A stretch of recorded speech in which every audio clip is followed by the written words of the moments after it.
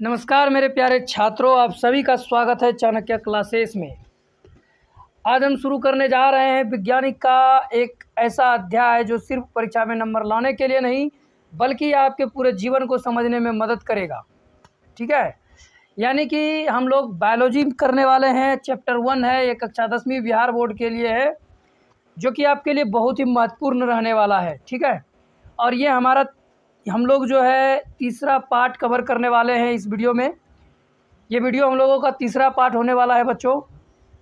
इसके पहले वाले वीडियो में हम लोग यानी कि दूसरा पार्ट में हम लोग किए थे पौधे में पोषण, ठीक है, अमीबा का पोषण, पैरामीशियम का पोषण।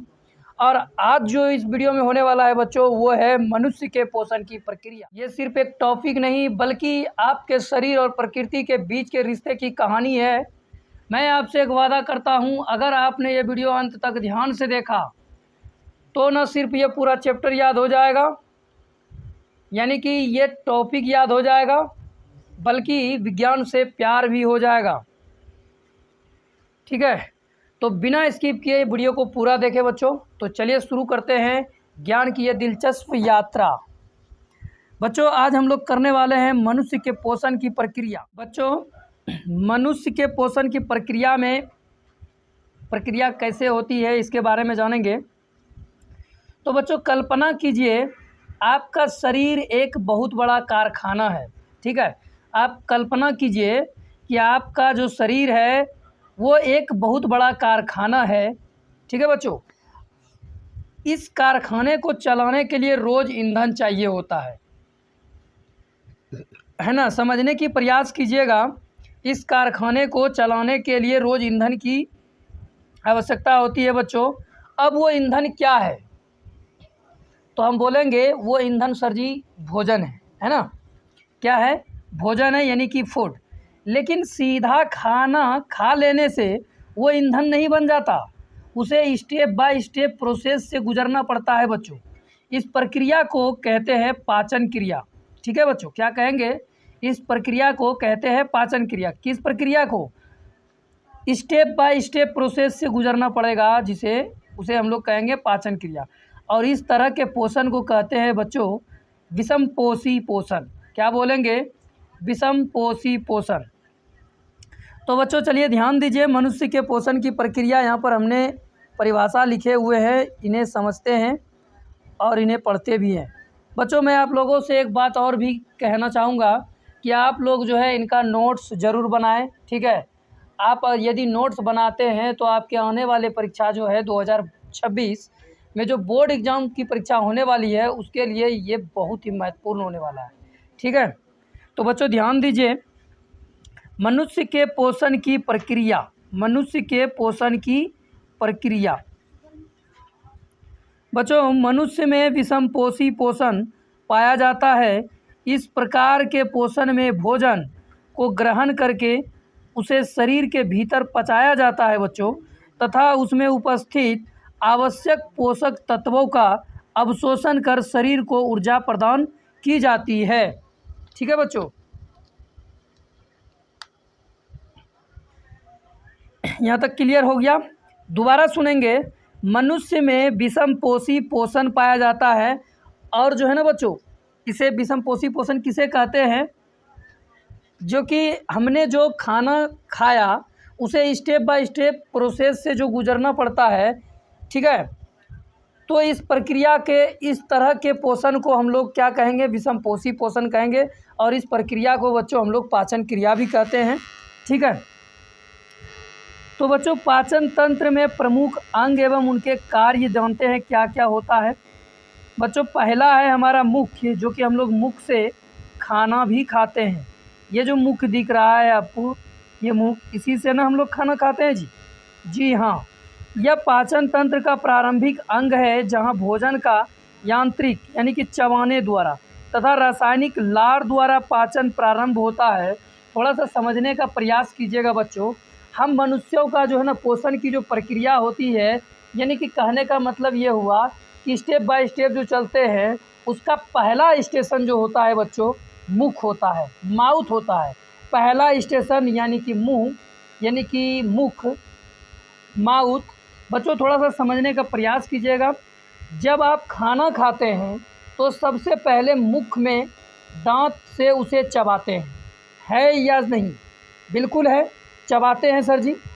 और लार मिलती है बच्चों, जब हम भोजन खाते हैं तो सबसे पहले मुख में जो चावल गया उसे दांत से चबाते हैं बच्चों, और लार मिलती है। यह लार एक एंजाइम है जो भोजन को नरम बनाती है, ठीक है। और थोड़ा बहुत पाचन यहीं शुरू हो जाता है बच्चों, यानी खाना अब यात्रा के लिए तैयार है, ठीक है।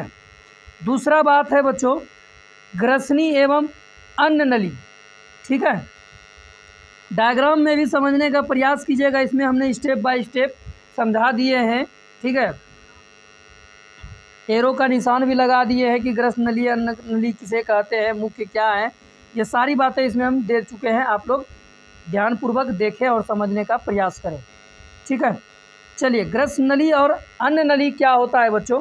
मुख से भोजन को एक मिनट, हाँ ध्यान दें बच्चों, मुख से भोजन को आमाशय तक पहुंचाने का कार्य करती है। यह एक पेशिया नालिका होती है बच्चों, समझने की प्रयास कीजिएगा। अन्न नली का मतलब हो गया बच्चों जो खाना खाए, यानी कि जो सफ़र की यात्रा जो शुरू हुई, ठीक है, इसे हम कहेंगे सफ़र का पाइप लाइन है, जिसके द्वारा हम लोग भोजन को पार करते हैं, ठीक है। अब समझने के प्रयास कीजिए, जैसे कि अब खाना धीरे धीरे नीचे की ओर अन्न नली से होता हुआ पेट में जाता है। यह पाइप जैसा रास्ता होता है बच्चों जो भोजन को खिसका कर नीचे भेजता है, ठीक है। जैसे कि आप कोई नाला देखे होंगे, आप अगर वहाँ एक छोर से पानी गिराते हैं तो वो उस पाइप के द्वारा, नाले में जो पाइप लगा रहता है, उस पाइप के द्वारा धीरे धीरे खिसकते खिसकते वो दूसरी छोर पर जाता है। उसी प्रकार जो भोजन हम खाते हैं वो अन्न नली के द्वारा धीरे धीरे नीचे की ओर अन्न नली से होता हुआ पेट में जाता है, और यह पाइप जैसा रास्ता होता है, ठीक है, जो भोजन को खिसका कर नीचे भेजता है बच्चों। क्लियर? बच्चों एक अहम बात है, ध्यान से सुने, हौसपूर्वक सुने, यह आपकी ज़रूरी चीज़ें हैं, ठीक है।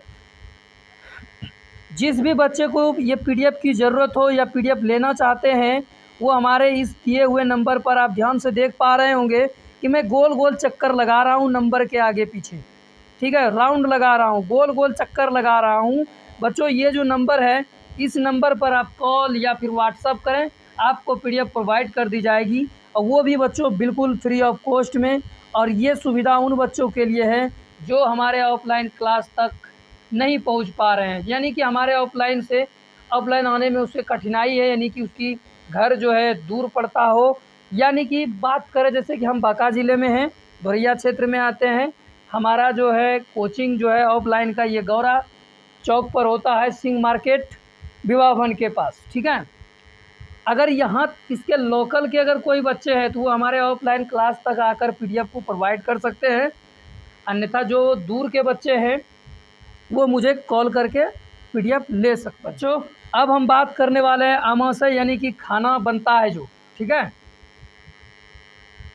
चलिए समझने की प्रयास कीजिए। आमाशय यह भोजन को संग्रहित कर, ठीक है बच्चों, यह भोजन को संग्रहित कर उसमें उपस्थित पोषक तत्वों का आंशिक पाचन करता है।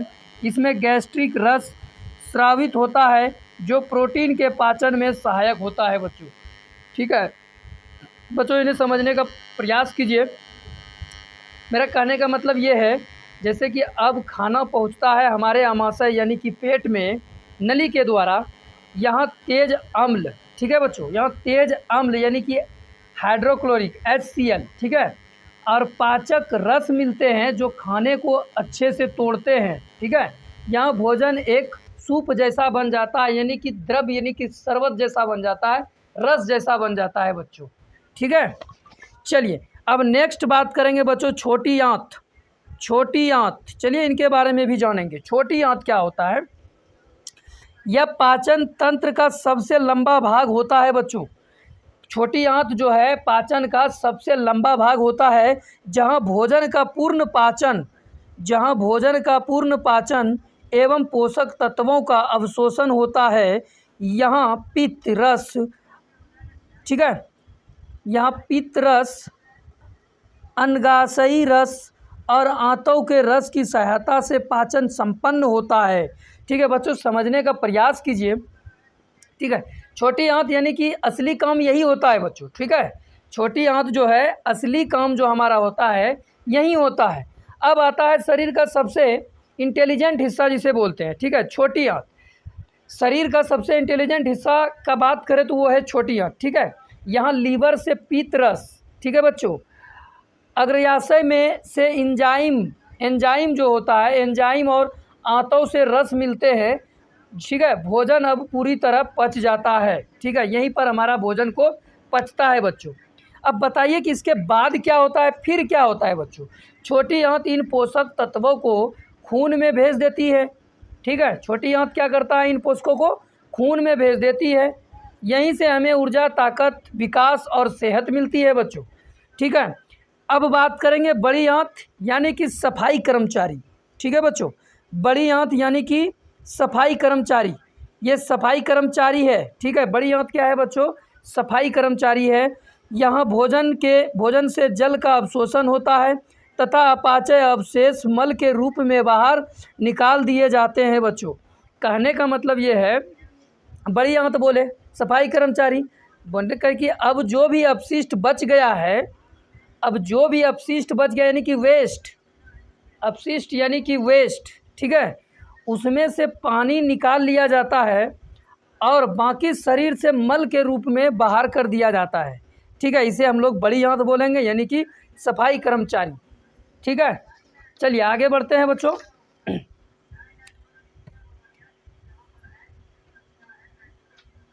चलिए इसका निष्कर्ष पर बात करेंगे।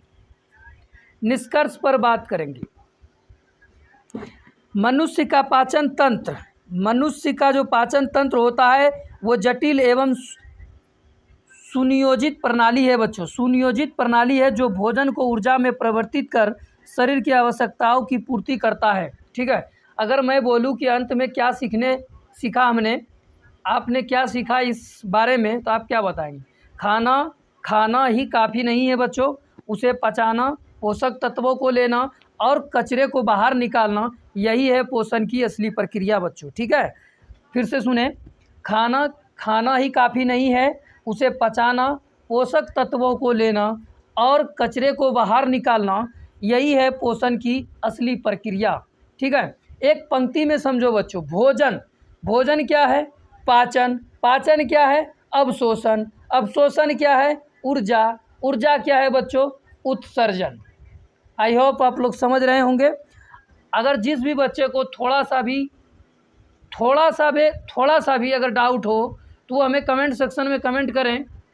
ठीक है, ताकि हम उसके लिए एक फ्रेश वीडियो बनाकर उसे समझाने का प्रयास कर सकें। ठीक है बच्चों, तो बच्चों आज की क्लास यहीं पर समाप्त की जाती है। अगर वीडियो पसंद आए तो चैनल को सब्सक्राइब, वीडियो को लाइक और अपने मित्रों के साथ शेयर करना बिल्कुल ना भूलें। तो बच्चों अभी के लिए आप लोगों से लेते हैं विदा, मिलते हैं अगली वीडियो में अगली टॉपिक लेकर। ठीक है, थैंक यू, धन्यवाद।